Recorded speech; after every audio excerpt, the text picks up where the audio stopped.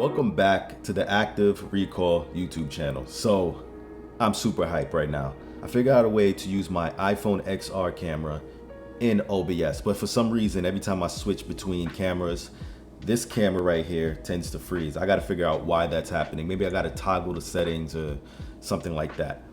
But super excited. I'm using OBS because I wanna, like I said before in the last video, I wanna put together a show called Study Time on the Active Recall show, right? So I'm just trying to put all of this together so that I can put together like a little study time where I can work out some of the problems in real time, either on live or on a video format, and just see what happens from there. Because I find that, and I said this in my first video, I find that when I am teaching or trying to convey the material in some way, shape, or form, it solidifies it in my mind. One of those topics is subnetting, and I want to create a subnetting video sometime this week, maybe this weekend. It's probably going to be a long video, or maybe it's going to be a two-part video, because I actually like subnetting. And subnetting, I heard, is about 40% of the CCNA exam, which is what I'm studying for now. But speaking of studying for exams, 2 tips for you that'll help you improve your concentration when you're studying for exams, because this is something that I'm finding that a lot of people are not addressing, and it's making a huge impact on people's ability to score well on exams, right? Concentration is a very, very important thing. I think of concentration as if it's a muscle, right? The more you use it, the stronger it becomes. And the less you use it, the weaker it becomes. As a matter of fact, if you don't use your concentration at all, it tends to atrophy. And what you find with a lot of people, especially people who are probably going through career transitions, is that they might have to study for some certifications, or maybe have to go back to school in order to transition into another field, right? So with that being said, people who are transitioning between careers and find themselves having to sit down in front of a book or sit down in front of some form of material for examinations or classes, they find that their concentration is weakened, right? Their concentration is not as strong as it used to be when they were studying once upon a time, right? So there's 2 things that I do and I did when studying for exams. Number 1, the Pomodoro Technique. Now, the Pomodoro Technique, people make it super complicated. When you actually Google the Pomodoro Technique, you're gonna see a whole Wikipedia page come up, and it gets real convoluted, it gets real complicated. But for me, what I did with the Pomodoro Technique is sort of quasi modified it a little bit. And I just stripped it down to its simplest, bare bones concept, the concept that it's built on. Studying in 30-minute, or you could do longer or shorter increments, right? You want to sit and study and focus with no distraction for 20 to 30 minutes straight. And you keep on doing that, and you do that for sets and rounds, if you will. So I guess you can set it up in such a way where each round equals maybe 4 sets, right? So 4 sets would be 4 sets of 30 minutes is going to be 2 hours, right? So you say you want to do a 4-hour study session. What you do is you do 2 rounds of Pomodoro, right?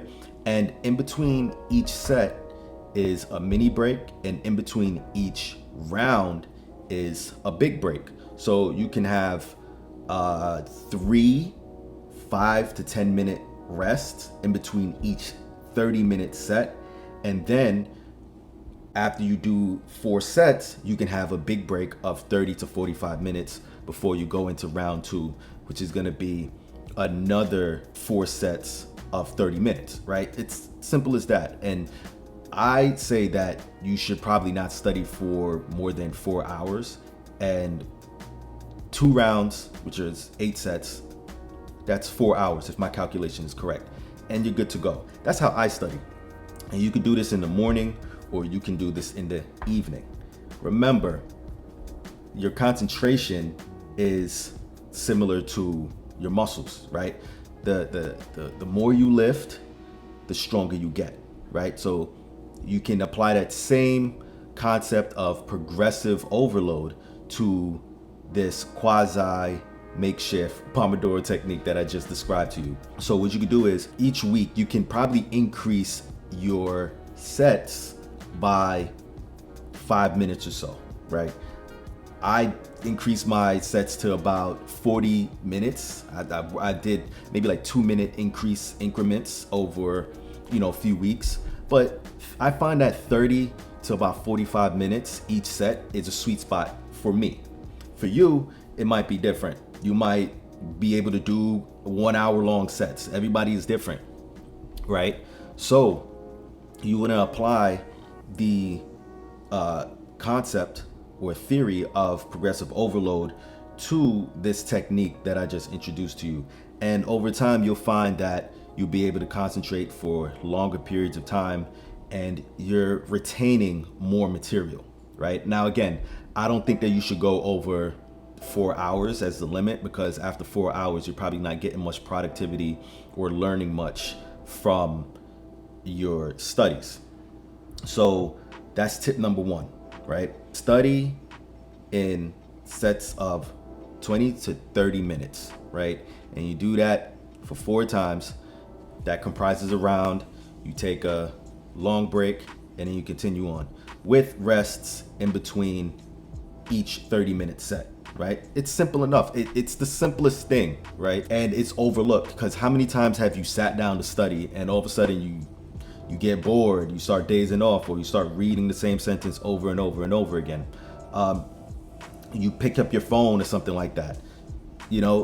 This Pomodoro technique or this quasi Pomodoro technique will help you to build concentration by forcing yourself into those 30-minute sets and these 2-hour rounds, right? Number 2, manage social media usage. Yes, I'm attacking social media right now. I'm always attacking social media. Social media is destroying the human attention span, right? These 15-second clips or these 1-minute clips or however long these clips are that you're scrolling through, certain sites, they're destroying your ability to focus for long periods of time. If you couple this technique, managing social media, with the Pomodoro technique, your ability to concentrate and to study and to learn material and pass these exams are going to increase tenfold. I don't even know how many fold, but it is, right? There's actually a study, or there's multiple studies that show that multitasking damages your ability to concentrate, right? I believe it was a study I read. Multitasking is not good for your attention span. It actually destroys your attention span. The reason why you want to focus into these sets and not disrupt yourself is that there's something called attention residue. When you switch from task to task, the task before the one that you're currently working on is still on your mind. So it affects your ability to concentrate fully on the thing that you're focusing on now. That's probably why you realize that, if you sit down to read a book or you sit down to study, you start thinking about 1,000,001 things from the earlier in the day, or maybe something that you just did not too long ago, right? What happens with attention residue is you're just having all of this residual thoughts, from the task that you had done beforehand. What you want to do with social media is this.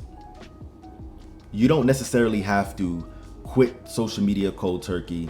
You don't necessarily have to delete your social media, none of that stuff. That's a little bit extreme in my opinion. But what you could do is block off time for your social media usage. And I got this idea from this book called Digital Minimalism by Cal Newport. You should read Deep Work by Cal Newport as well. Deep Work and Digital Minimalism are 2 books that I read to really help me to get acclimated to studying again when I first started studying for the CompTIA ITF and the CompTIA A+.